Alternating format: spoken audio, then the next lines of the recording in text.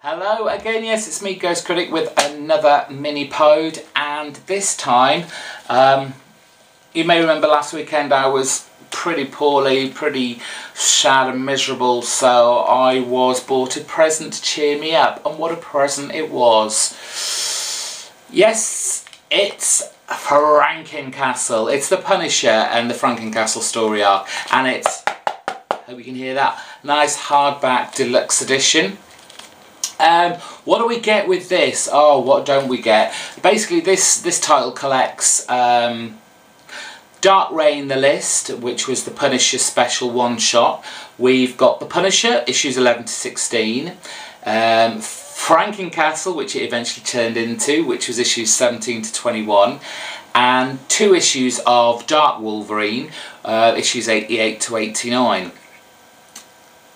And this is such a fantastic read. A lot of die-hard Punisher readers weren't happy with where Remender took this, and turning him into some sort of Frankenstein-esque monster. But I thought it was very clever, very ingenious, and you know, given the Dark Reign the List Punisher one-shot, couldn't really go anywhere else unless you were just going to leave the Punisher dead, which was never going to happen. So this is what, basically, this is the death, or you know, the death in inverted commas of Franken-Castle the Punisher, and then his creation into Franken-Castle, and then his rebirth back to being, you know, our buddy the Punisher. So if you love kind of the Marvel horror side of old, then this is going to be a definite pickup title for you.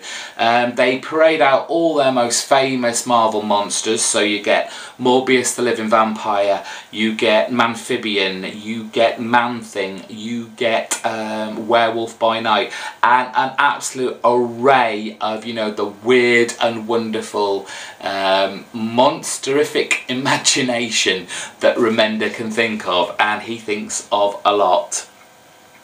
The storyline is basically all these monsters all around the world are being hunted and slaughtered by this legion of kind of Japanese samurai guys, and they decide, or at least Morbius does, that they need some sort of military strategic plan to defeat these guys. And who do they turn to? Well, they decide to turn to the Punisher, who, while may have been dead, or at least, you know, well, he was chopped to bits. So they decide Punisher's their last hope, and they're going to put him back together, and to join, you know, werewolves and vampires and, you know, swamp type creatures, we will stick Frankenstein into it.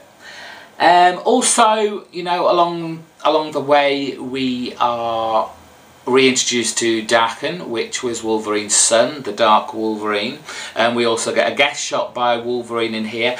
And you know, this title is just violent, bloody, all the way through. It really is. This is not one for the kiddies, this title. There are no holds barred on this, and it just makes it all the more fun.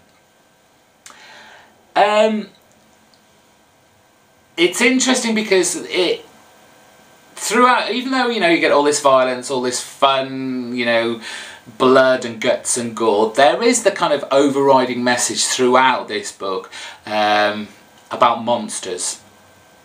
And, you know, who are the real monsters in the Marvel Universe. Obviously we've got Osborn, who at the time was just out there to, you know, gain all his big power, and he will not let anybody or anything stop him. Obviously the Japanese Legion that's killing all the monsters, are they in fact monsters themselves? And of course the monster that's inside Franken-Castle, and that obviously comes to its conclusion where he gets turned into a monster.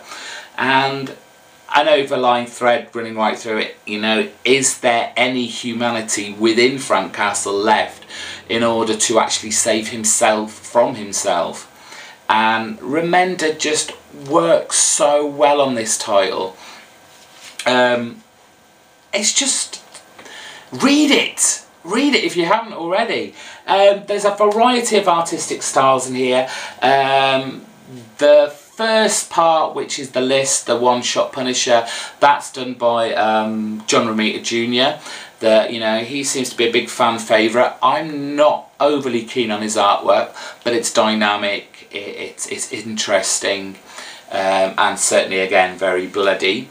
We get painted pages from Hawthorne and is it Brereton? I think it is Brereton, which is very nice. They incorporate that into the history and the story of certain characters, and how this Japanese Legion come to light.